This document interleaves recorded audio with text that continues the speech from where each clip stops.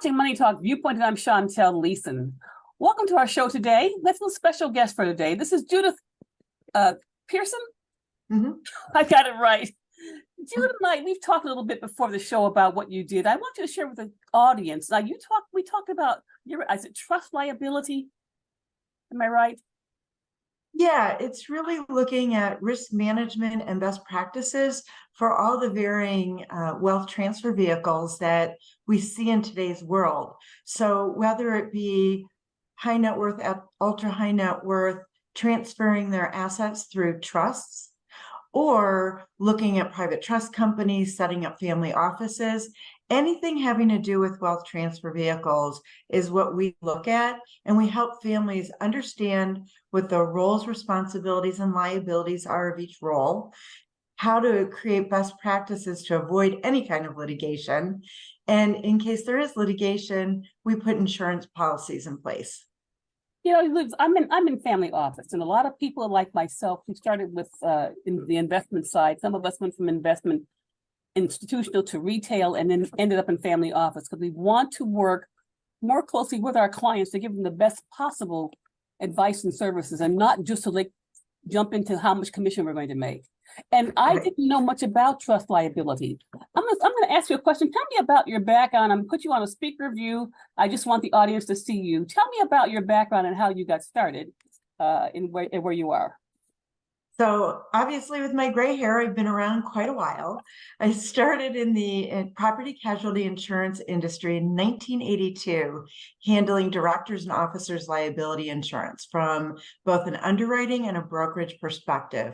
And I go way back there because when I started in D&O insurance, we were literally teaching boards of directors what their fiduciary duties were. And it wasn't until merger mania of the 80s did you really get the construct of what we have today. And I believe trustee liability or family office liability, whatever you want to call it, is exactly where D&O was back in 1982. We're really talking to all the various people who serve in these roles. What are their roles? Who's talking to them about their roles and responsibilities? I mean, these are enormous jobs and their liabilities because they are putting their personal assets at risk. So I always start back there. I left in year 2000 and co-founded a company that provided title insurance for fine art and other important collectibles. And I got a few things out of that. One is there aren't many insurance people who have actually founded companies, raised capital, and had a liquidity event, and all the challenges in between. Like we had an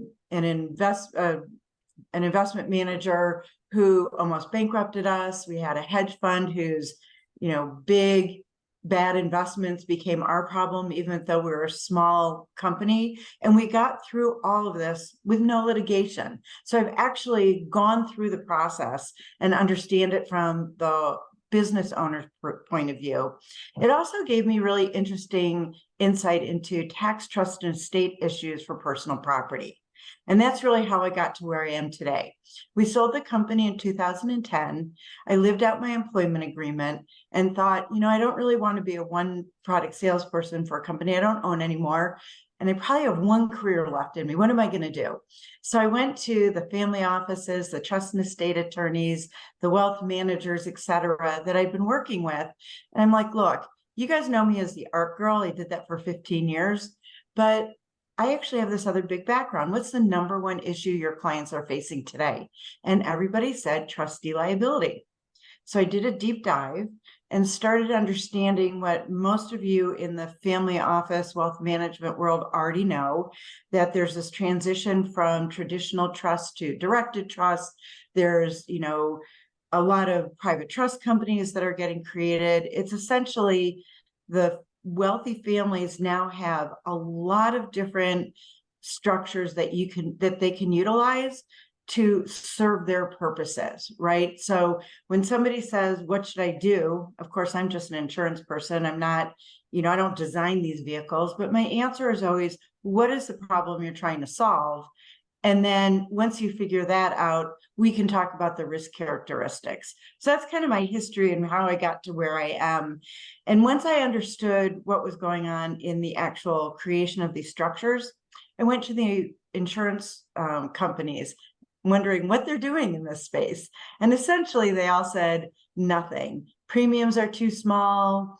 They're thinking about bigger risks. Most insurance brokers don't really understand tax, trust, and estate issues. And I said, and you're not keeping up with anything. So you're not, your policies don't work. So let's rewrite everything and solve the problems that our families are facing. So it's probably a little longer than you wanted, but that's kind of how I got to where I am today. No, but you covered a lot of material here. I want to ask you, so what do you think are the hot topics in the trust industry, in trust in general? Oh gosh. So hot topic number one, if we want to just say what's on everybody's radar, what should be on everybody's radar, is the Corporate Transparency Act. That was voted in last January 1 to be implemented by January 2024. And what that says is if you're a beneficial owner of an LLC, you have to now report very specific information to the government. And in many situations, when you're a trustee that has LLCs in the assets that they're managing, they may have to be the reporting agency. And so that comes with both civil and criminal penalties. And so our trustees need to understand that's the law. So I'd say from the area that I don't see a lot of people focusing on, that's the number one. I think the number two piece of it, and this is a bigger, longer discussion, but really understanding if you're going to accept this role as a trustee or some of the other roles that have been created in these evolving structures, you need to really understand what the roles are, what the responsibilities are, what are your strengths, where do you need to develop additional skill sets, and then understanding your personal liability and how to manage it. I mean, those are really big issues that most people aren't talking about. I find in the family office space, and this is newer for me because again, I came out of from institutional to retail and then the family office. Trust, the relationship between people within that entity, trust for us is incredibly important. We have to trust our partners and who we're working with. That's the first level of getting into building other aspects in the organization. I want to ask you though, how are the different silos interconnected? So if you think about all the various structures and all the advisors that our well-advised families are working with. So let's start with the family office, right? So you have the wealth owner who's created a family office, and we all know that if you've seen one family office, you've seen one family office. So I'm going to separate it from the multifamily office to the single family office first. So we have a wealth owner who's created a single family office. They have either outsourced amazing, support advisors, the investment advisor, the CPA, the lawyers, the what have you. But as they're implementing the various structures, they now have to appoint different people. So if you're in a family office and you're managing trusts, the question is, who do you appoint as the trustee? Should it be a family member? Should it be an advisor? Should it be a professional trustee? Should it be an institutional trustee? Any of these people fill the role? And then many people will hire an institutional trustee for certain roles, but then they may say, I really trust my CPA, or I really trust my lawyer. And then they ask the drafting attorney who's known the wealth owner for, so many years, that has been protecting his family, knows all the issues, to serve as trustee, right? So that's where all this starts getting intersected. The advisors are serving in these roles, the family offices are serving in these roles. New structures allow for family members to serve in the roles that they should be in, not the ones that they shouldn't be in. And what I mean by that is especially in what I call the directed trust environment, which is, if we could step back for a second, a traditional trustee's roles are basically investment, reporting, and distribution. Now, there's a lot of complication to all those, but that's essentially it. In the directed trust environment, we can bifurcate those roles. And so if you're going to hire an administrative trustee or hire an investment professional or hire the CPA to do reporting, what's really left? Well, that's the opportunity to the family to be able to have the input for the legacy piece of it. And I think that's really important. A family member should never be put in a position to make the difficult decisions.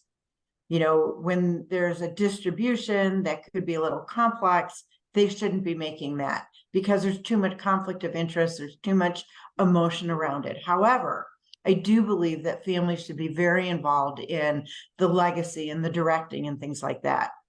The newest evolution of that structure is now the private trust company. Not that the private trust company is new, but there are new regulations that allow for, again, my personal preference of allowing the families to have the control of the assets, to keep their privacy, and to have serve in the roles that they should be serving. And with a private trust company, you can now institutionalize that for your family. Yeah. So if you want to make a change, you no longer have to go through rewriting documents or amending documents. You can now replace boards of directors, committee members, what have you. So again, I know that this is a lot of information, but this is how it all intersects, because there's different roles, lots of advisors serving our families, and a lot of people serving in multiple roles.